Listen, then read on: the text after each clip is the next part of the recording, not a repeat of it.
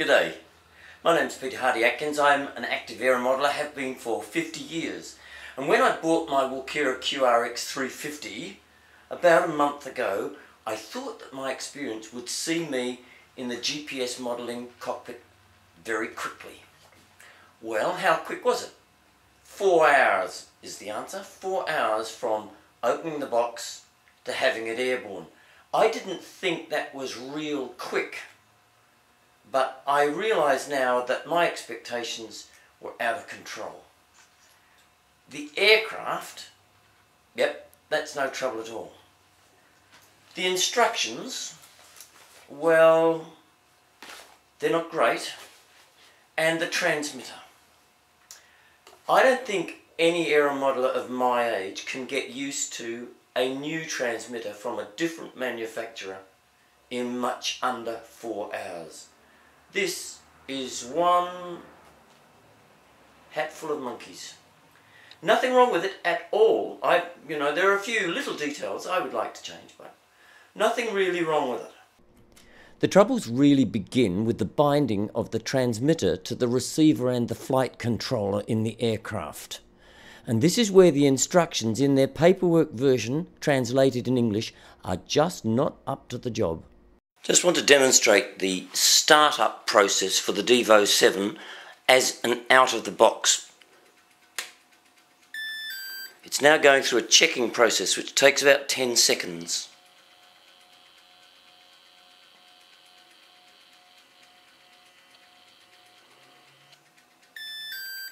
There you are, it's completed the checkup process. This is model 6 and it's for my XR350. The well-guarded secret evades the paperwork, but it can be tracked down on the DVD marked QR X350 as shown here.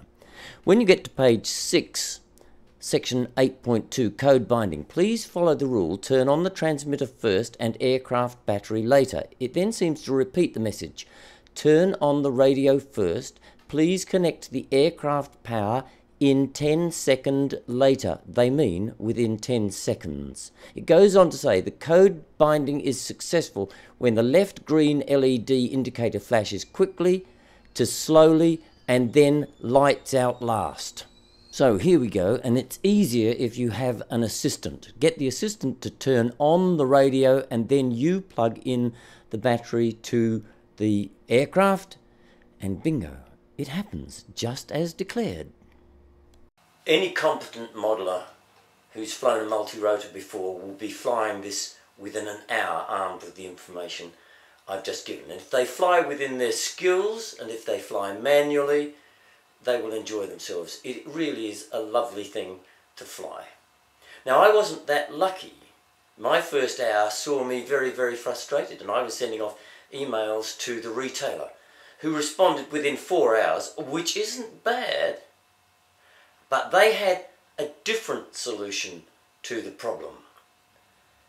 And that's what we need to look at next. Because I said that this device was a hatful of monkeys. One of its really cute tricks is a concept called fixed ID. Now you may never have heard of fixed ID and you may think, I don't need to know that. Think again. You could learn a lot from one of these transmitters. Now let's look at the situation where, from scratch, we've decided to abandon the aircraft's normal startup procedure and let's go to Fix ID. It's completed its warm-up, ready to go. Press Enter and then press the Up button, which, see the flashing system there? Up takes us to Function, one more up takes us to Model, Enter Model. Now it's showing me a range of things I can look at, and it started flashing on Select, but I don't particularly want Select. I'm looking for Fix ID. Name, copy, transmission, receive, reset, type, step, input, output, swash, amplitude, Fix ID. Okay? Now I'm going to press Enter for Fix ID. and it tells me that Fix ID is currently off. Would I like to make it on? Yes, I definitely would. So I press it now on, and I enter that, and then I go down here, and it's telling me that the selected code, which I could change if I wanted to, is 26186. I like 26186. I'm entering 26186. Run. I want to change that to yes, so up here, and enter. And now it is running.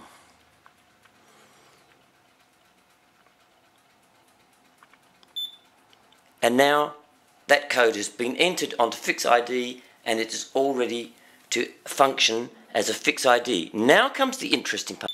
Go back to the screen and turn off. Off.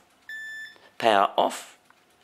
Power on. It should bring me back to Model 6. And notice that it didn't go through a warm-up. Did you see that? I turned it off again. You remember when I did this previously and turned on, it spent 10 seconds while the trim symbols ran around the screen. Watch. Now they don't. Everything is ready to go, and that's one of the functions of Fix ID. Well, that's the first stage of setting up Fixed ID. That's got Fixed ID sorted out on the transmitter. Now you've got to sort it out on the flight controller and the receiver.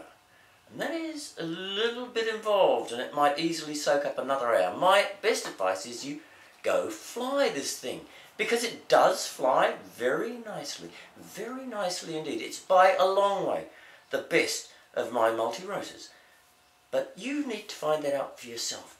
And I'd just like to make the suggestion, leave the GPS switches alone. Do what you can to maybe isolate those switches. You see on my transmitter, I've isolated this switch, the IOC switch, FMD sometimes called. That has been fixed off with a lump of blue tack. And this one has got a lump of silicon rubber stuck on the end of it. There are good reasons for that. You don't really want to go exploring that just yet, I think. I will be covering GPS basics in another video in the near future. So go and have a good little fly. And remember, go gently, get wise, live long. Ancient Australian proverb, and well worth remembering. For those of you who simply cannot wait, most of the fine details related to Fixed ID can be found in the Divention Devo 7 user manual as shown here.